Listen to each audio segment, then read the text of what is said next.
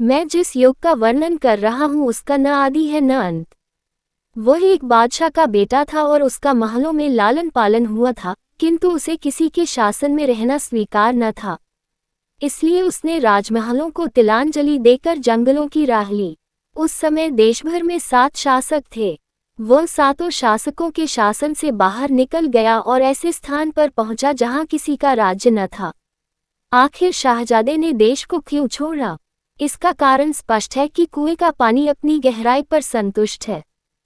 नदी का जल तटों की जंजीरों में जकड़ा हुआ है, किंतु जो पानी पहाड़ की चोटी पर है उसे हमारे सिरों पर मंडराने वाले बादलों में बंदी नहीं बनाया जा सकता। शाहजादा भी ऊंचाई पर था और यह कल्पना भी न की जा सकती थी कि वह इतना विलासी जीवन छोड़कर जंगलों, पहाड़ों और मैदानों में दृढ़ता से सामना करेगा। इस पर भी बहादुर शाहजादा भयावने जंगल को देखकर भयभीत न हुआ। उसकी राह में 7 समुद्र थे और न जाने कितनी नदियां, किंतु उसने सबको अपने साहस से पार कर लिया। मनुष्य शिशु से युवा होता है और युवा से वृद्ध होकर मर जाता है और फिर शिशु बनकर संसार में आता है। वह इस कहानी को अपने माता पिता से अनेक बार सुनता है कि भयानक समुद्र के किनारे एक किला है। उसमें एक शहजादी बंदी है जिसे मुक्त कराने के लिए एक शाहजादा जाता है। कहानी सुनने के पश्चात वह चिंतन की मुद्रा में कपोलों पर हाथ रखकर सोचता कि कहीं मैं ही तो वह शाहजादा नहीं हूँ। जिन्नों के द्वीप की दशा सुनकर उसके हृदय में विचार उत्पन्न हुआ कि मुझे एक दिन शहजादी को बंदीगृह से मुक्ति दिलाने के लिए उस द्वीप को प्रस्थान करना पड़ेगा। संसार वाले मान सम्मान चाहते हैं, धन ऐश्वर्य के इच्छुक रहते हैं, प्रसिद्धि के लिए मरते हैं, भोग विलास की खोज में लगे रहते हैं, किंतु स्वाभिमानी शाहजादा सुख चैन का जीवन छोड़कर अभागी शहजादी को जिन्नों के भयानक बंदीगृह से मुक्ति दिलाने के लिए भयानक द्वीप का पर्यटन करता है। भयानक तूफानी सागर के सम्मुख शाहजादे ने अपने थके हुए घोड़े को रोका, किंतु पृथ्वी पर उतरना था कि सहसा दृश्य बदल गया और शाहजादे ने आश्चर्यचकित दृष्टि से देखा कि सामने एक बहुत बड़ा नगर बसा हुआ है। ट्राम चल रही है, मोटरें दौड़ रही हैं, दुकानों के सामने खरीदारों की और दफ्तरों के सामने क्लर्कों की भीड़ है।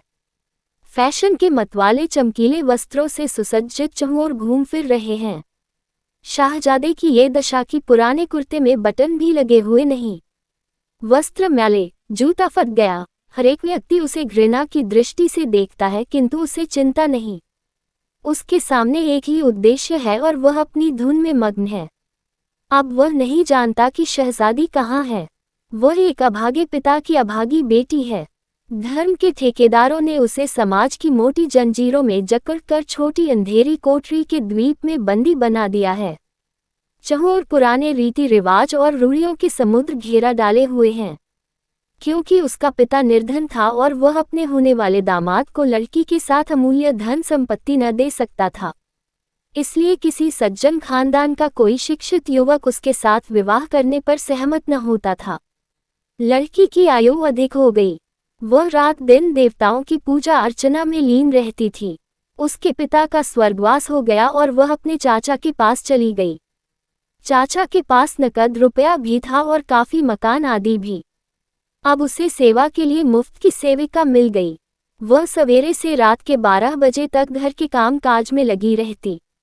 बिगड़ी दशा का शाहजादा उस लड़की के पड़ोस में रहने लगा। दोनों ने एक दूसरे को देखा। प्रेम की जंजीरों ने उनके हृदयों से विवाह कर दिया। लड़की जो अब तक पैरों से कुचली हुई कोमल कली की भांति थी, उसने प्रथम बार संतोष और शांति की सांस लिया। किंतु धर्म के ठेकेदार यह किस प्रकार सहन कर सकते थे कि कोई दुखित स्त्री लोहे की जंजीरों से छुटकारा पाकर सुख का जीवन व्यतीत कर सके। उसका विवाह क्या हुआ, एक प्रलय उपस्थित हो गई। प्रत्येक दिशा में शोर मचा कि धर्म संकट में है, धर्म संकट में है। चाचा ने मूंछों पर ताव देकर कहा, चाहे मेरी संपूर्ण संपत्ति नष्ट ही क्यों न हो जाए, अपने कुल के रीति रिवाजों की रक्षा करूंगा। बिरादरी वाले कहने लगे, एक समाज की सुरक्षा हेतु लाखों रुपया बलिदान कर देंगे। और एक धर्म के पुजारी सेठ ने कहा, भाई कलयुग है, कलयुग। यदि हम अचेत रहे तो धर्म विलय हो जाएगा। आप सब महानुभाव रुपये पैसे की चिंता न करें। यदि यह मेरा महान कोष धर्म के काम न आया तो फिर किस काम आएगा। तुम तुरंत इस पापी चांडाल के विरुद्ध अभियोग आरंभ करो। अभियोगी न्यायालय में उपस्थित हुआ। अभियोगी की ओर से बड़े बड़े वकील अपने गाउन फुड़काते हुए न्यायालय पहुंचे। अभागी के विवाह के लिए तो कोई एक पैसा भी खर्च करना न चाहता था, किंतु उसे और उसके पति को जेल भिजवाने के लिए रुपयों की थैलियां खुल गईं। नौजवान अपराधी ने चकित नेत्रों से देखा। विधान की किताबों को चाटने वाली दिन के दिन को रात और रात को दिन कर रही थी। धर्म के ठेकेदारों ने देवी देवताओं की मन्नत मानी। किसी के नाम पर बकरे बलिदान किए गए, किसी के नाम पर सोने का तख्त चढ़ाया गया। अभियोग की क्रिया तीव्र गति से आरंभ हुई। बिगड़ी हुई दशा वाले शाहजादे की ओर से न कोई रुपया व्यय करने वाला था, न कोई पक्ष समर्थन करने वाला।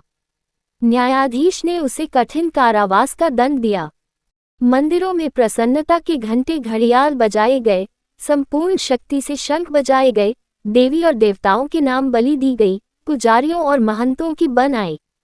सब आदमी खुशी से परस्पर धन्यवाद और साधुवाद देकर कहने लगे, भाइयों, ये समय कलियुग का है, परंतु ईश्वर की कृपा से धर्म अभी जीवित है।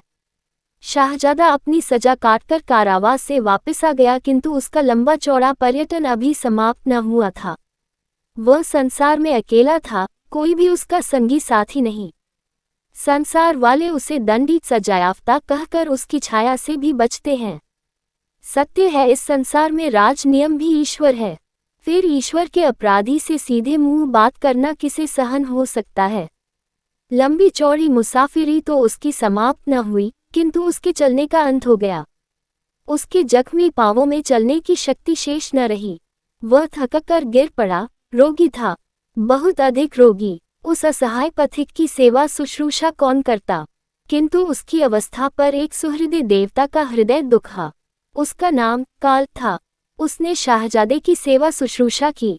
उसने सिर पर स्नेह से हाथ फेरा और उसके साथ शाहजादा उस संसार में पहुंच गया जहां न समाज है और न उसके अन्याय और न अन्याय। बच्चा आश्चर्य से अपनी माँ की गोद में ये कहानी सुनता है और अपने फूल से कोमल कपोलों पर हाथ रखकर सोचता है, कहीं वह शाहजादा में ही तो नहीं हूँ।